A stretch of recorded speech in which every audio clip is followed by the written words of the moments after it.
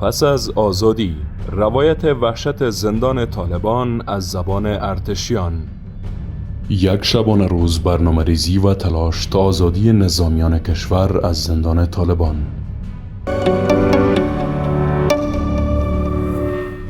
هدر دادن زمان برای این نیروها ممکن هزینه سنگین در پی داشته باشد. اطلاعات دریافتیشان نشان می‌دهد که طالبان در یکی از روستاهای کشور دست کم 62 شهروند ملکی و نظامی را در اسارت گرفتند.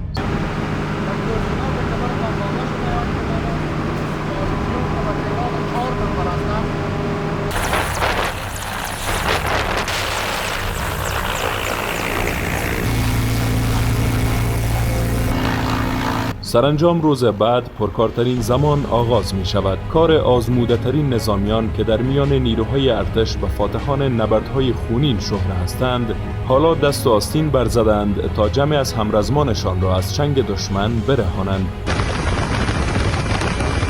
برای انجام مأموریت جدید ولی نامعلوم راهی یکی از ولایت‌های می‌شوند که طالبان سنگین‌ترین حمله‌هایشان را در آن گسترش دادند. نیروهای مشترک افغان یا قطعه خاص افغان KKA برگزیده شدند.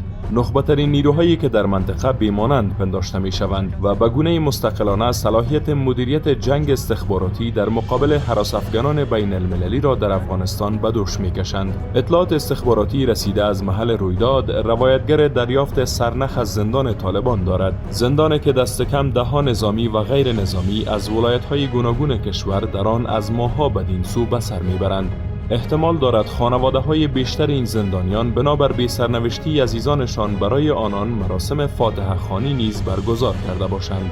روستای نوروزک ولسوالی بغلان مرکزی در 8 کیلومتری بغلان مرکزی و در یکی از نقاط راهبردی قرار دارد. طالبان این زندان را به دلیل موقعیت راهبردی ایجاد کردند و این زندان به شدت از سوی جنگجویان این گروه نگهبانی می شود. نیروهای قطعه مشترک افغان، قطعه خاص افغان یا KKA دریافتند که طالبان در روستای موسوم به نوروزک در ولسوالی بغلان مرکزی زندان ایجاد کردند. بر بنیاد اطلاعات دست کم 36 زندانی وابسته به نیروهای امنیتی و 26 تن دیگر غیر نظامیان اند که بیگناه در این زندان به سر میبرند.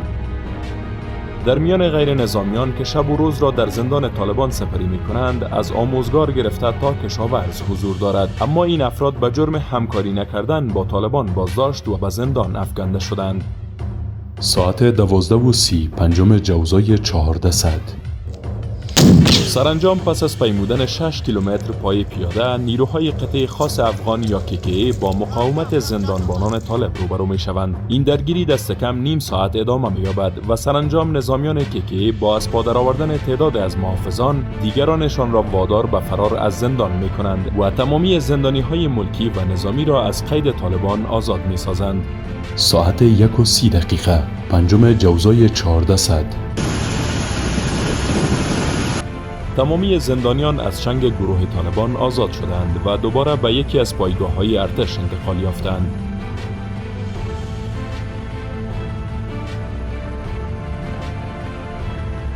شاید زندانیان آزاد شده از زندان طالبان تصور هم نمی کردند که به یک بارگی ناجیان KKA از راه برسند و آنان را از وحشت و استبداد مخالفان مسلح برهانند. زندانیان آزاد شده روایت‌های عجیب از وحشت گروه طالبان دارند. از ظلم این گروه می‌گویند، از برخوردهای غیر انسانیشان روایت می‌کنند و از لحظه‌های روایت می‌کنند که آزاد شدند و برایشان باور کردنی نیست. این مرد کشاورز است و از بهر ندادن عشر و زکات به طالبان زندانی شده بود. میگوید طالبان در مقابل او از هیچ گونه شکنجه دریغ نکرده است. ما را به خاطر عشر زکات ما را آوردن بندی کردن. میگفتن عشر بده، زکات بده، مثلا می آمدن میگفتن که نان بده. اقتصاد ما خوبی نبود، مجبور مکلف به خاطر از می آوردن بندی ما کردن. تقریبا 3-4 ماه است که ما بندی هستیم. اونجا گفت یک ملاقات امروز یک چهارشنبه میماندم، بازی موقع میشد میماندم، بازی موقع هم نمیماندم، فقط به خاطر از زمین نداشتیم. اگه می‌داشتیم که میدادیم، فرق نمی‌کرد. اکثرا از اینا عشر می‌خواستن، زکات می‌خواستن و با زور و فشار داخل منازل ازیا می‌شدن. ازیا نان می‌خواستن، برای ازیا باید بدن، پول باید برای ازیا بدن که عملاً میتونن از تک تکشون پرسان بکنن. دیگه به همین دلیل یارو می‌بردن، بندی می‌کردن، زجر می‌دادن، شکنجه دادن که خوشبختانه حالا فعلا از او بند، از او زندان آزاد هستند. وحشت و ظلم این گروه با هیچ قانون مطابقت نمی کند. یکی از نظامیان پلیس که چند ماهی را در زندان طالبان سپری کرده است میگوید او هنگام به چنگ طالبان افتاد که خانواده‌اش را به ولسوالی خوست و فرنگ زادگاهش منتقل میکرد. از بغلان به طرف خوست و فرنگ میرفتم، در مسیر راه بغلان و خوست و فرنگ در بغلان مرکزی در شارکانه بغلان مرا قطع اولادایم به طرف وطن میرفتم، مرا در مسیر راه تا کردن. یک بچه 8 ساله داشتم در بغلم بود، مسئولایی که مرا تا میکرد این بچه از هم گردن من تو دستش انداخت، مرا ایسو کش میکردن او سو کش میکرد، او چر میزد ولی هم از همین جگه مگر تو کش میکرد طرف چی. بالاخره مرا بردن به یک مرکزیتی شد، از مرکزیتشان بردن در خانهشان 3 روز در خانهشان دیگه مرا بسته کردن اونجا.